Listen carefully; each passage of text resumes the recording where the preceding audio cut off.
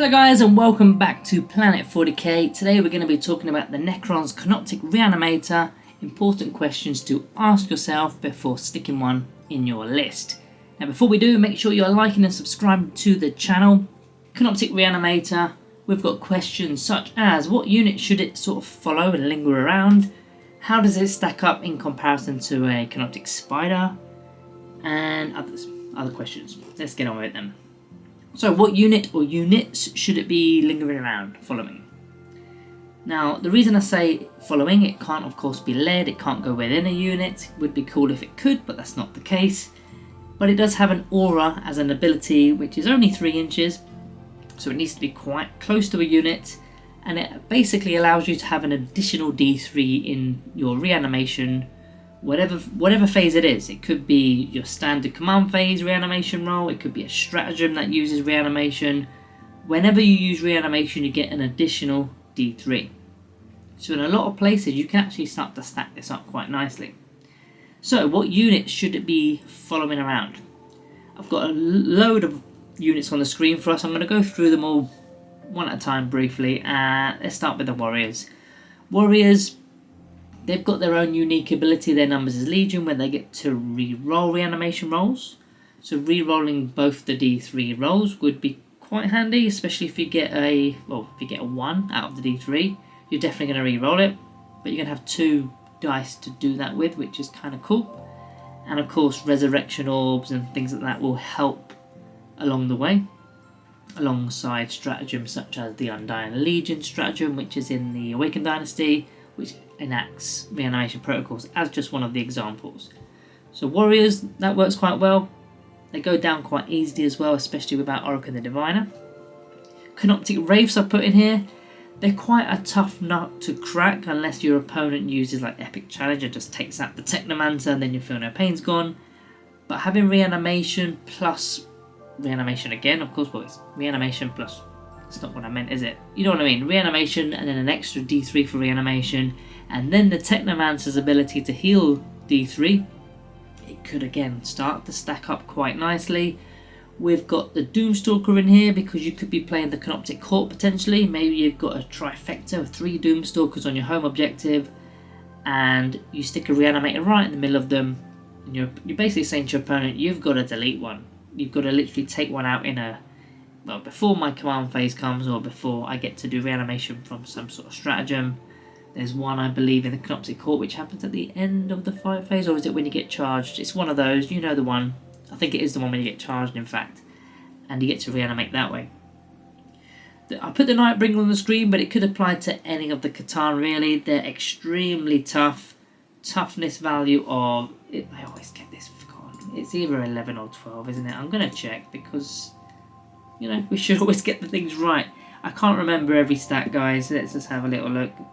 Toughness 11 with a 4+ armor save, 12 wounds, you're halving damage, and what else is there? The Feel No Pain as well for a 5+.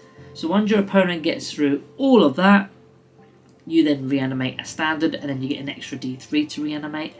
That's quite tasty on Catan. Very nice. Not so much the Transcendent Catan because that can kind of teleport away, and your reanimator isn't going to be teleporting with it. But your Nightbringer, your Void Dragon, the Deceiver, they're quite slow moving, so that would work quite nicely. And I've added the Silent King here. There's a lot of wounds. We want to be doing a lot of reanimation with the Silent King because when you lose one of your Trichomaniers, you're then losing an Annihilation Beam. And they're only 5 wounds apiece, so they can be lost quite easily. But with 2d3 for the reanimation, it's quite easy to bring them back as well. So I thought the Silent King could be thrown in there, which is a tough unit on top of that, with a lot of wounds, good toughness, and an invuln save. So they're the kind of units. There's probably many others that you can think of. Maybe you like using them with Immortals, maybe it's the Canoptek Spiders to sort of double down on all the Feel No Pains and stuff, but they're the ones that kind of stand out to me, so that's what I'm going to go with. Next one is Reanimator or a Spider. Now the Canoptek Spider has 2 abilities. One is the Fabricator Claw Array, which is an aura for 6 inches for a Feel No Pain save of a 6+ for vehicles only. The Spider is a vehicle, so that would include himself.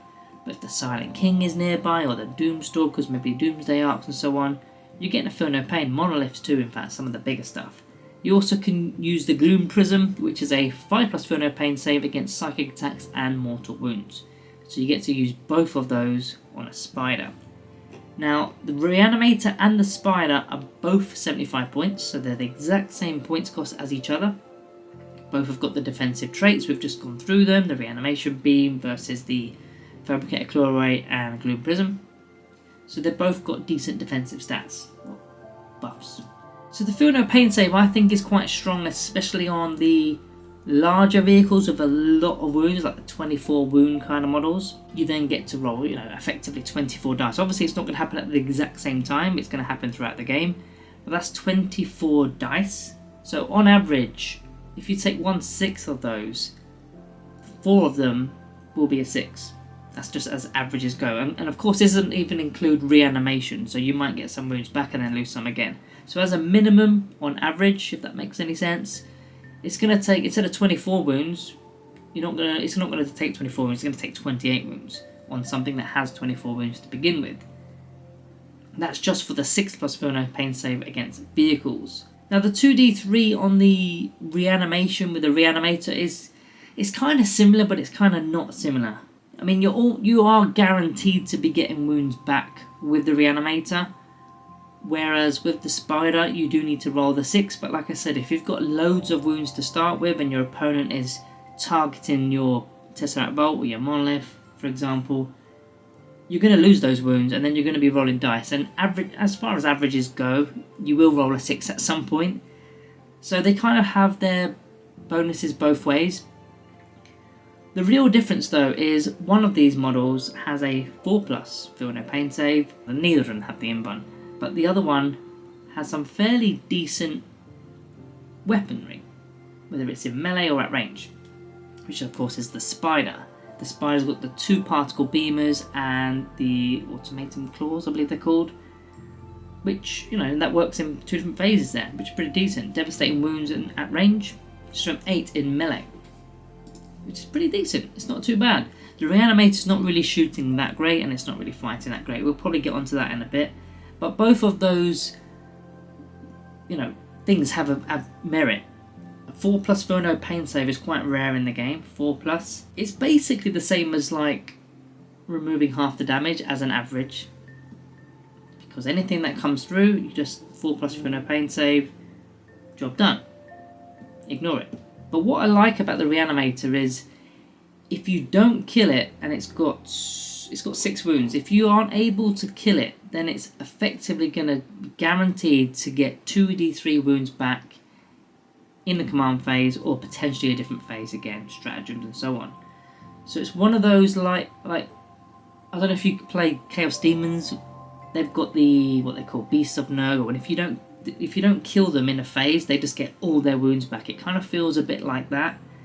If you don't kill it, it's going to heal up quite well. I'm not guaranteeing all the wounds back. You might roll a couple of 1s on the 2d3s for the reanimation, but it's a guarantee that you're going to get at least something back, which is nice. But the lack of offense versus the Spider, I really do like the offense on the Spider, and I think that's probably why most people prefer the Spider. Especially nowadays, we're into the Star Shatter Arsenal. This is our main go-to at the moment, and the Silent King and the Doomsday Arcs or the Command Barge, they're sort of the mainstay of it, which are vehicles, so that kind of works with the Spider. So I think I would go with the Spider, but both of them have merit. So does this thing do any damage? We kind of just touched upon it, that I don't believe it does. I'll put these stats up on the screen for the Atomizer Beam and the Reanimation Claws. So yeah, short answer, not really. I mean, 3 minor shots at very short range of 12 inches, and you're hitting on 4s. In the Canoptek Core, maybe it'll peel off a wound or 2, but not great. And in melee, it's pretty much a dud. Again, you're hitting on 4s, there's no AP. It's not doing much. You don't really want to be charging with this thing anyway. It's got different things that it could be doing in game. But yeah, like I said, slightly enhanced in the Canoptek Core, but I wouldn't be looking for much offense out of a Reanimator. Now, does it only help in reanimation? So we've established it doesn't do damage, we've established it does help with the reanimation. What else does it actually do for its 75 points? I believe it's one of those units that can just score you points. It just scores you points. And I don't even just mean about, the primaries. I mean, its OC3 is helpful. It's likely going to be tagging alongside a unit that's also got OC anyway. That's likely parked on an objective anyway. So adding extra OC can just bolster up the fort on a certain objective. But I think it's more about the secondaries. There's a lot of secondaries in this new mission deck where they relate to just actions. I mean, they've been in previous decks as well. Things such as cleanse. Recover assets is actually easier to do now because it happens at the end of your turn. Sabotage, not so much, because you need to dip your toe into a terrain feature, which then makes you targetable.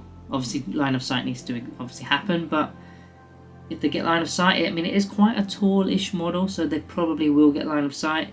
You've tucked yourself into a terrain now, so you are gettable. But the other actions, cleanse, what did I say already? Recover assets is the two that I can sort of think of off the top of my head. They're great for something like a reanimator, because you don't want to shoot with a reanimator really, and you don't want to charge with a reanimator really. You want to be saving the shooting and the charging for all your other units. You don't have to expend some immortals doing an action when they could be shooting with their Gauss blasters, for example. I mean, we do have alternatives that can do those secondary scoring actions, such as Hexmark Destroyers. They've got Lone Op, so it's easier to...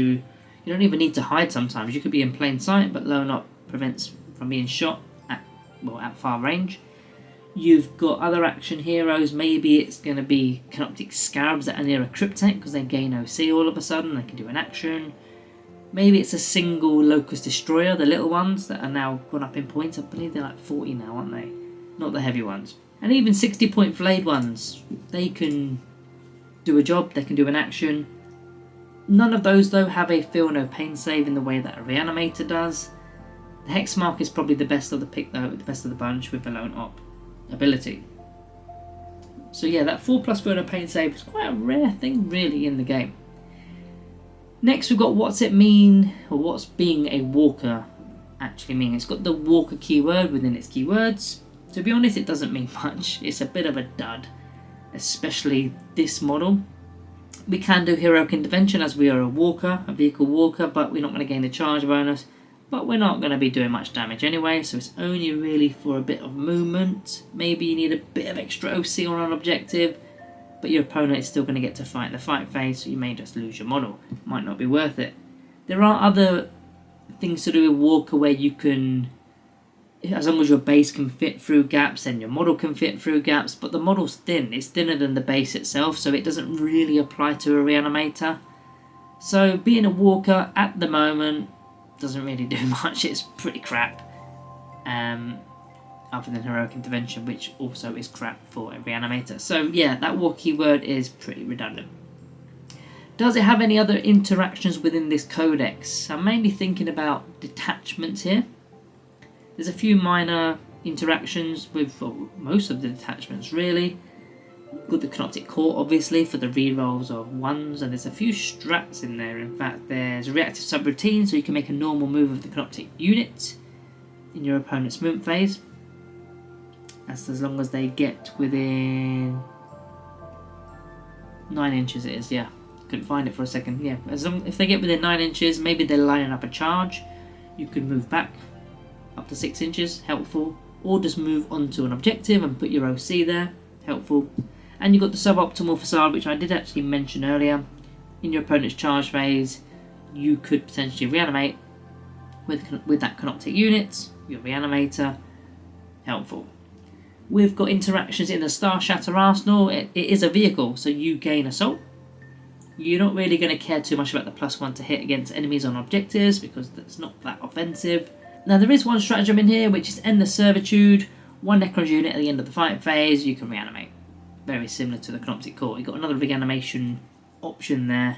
The Abasance Falance, there is a stratagem in there that you would never think to use on a Reanimator. It's normally served on the Silent King, but it's the nano-assembly protocols to basically give you a -1 to damage.